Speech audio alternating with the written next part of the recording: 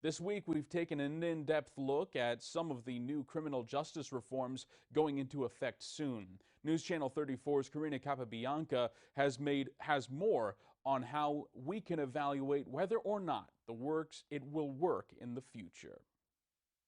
When it comes to the criminal justice reform package passed by the state legislature, Richard Aborn with the Citizens Crime Commission of New York City says the New York experiment is substantial. I mean, these are some of the biggest reforms we've seen in the state in sort of the modern era from the 1960s on. And while the new rules haven't officially gone into effect, when they do, he says there's some things we can look out for. At what rate do people come back for court? The legislation is meant to address some of the racial injustices.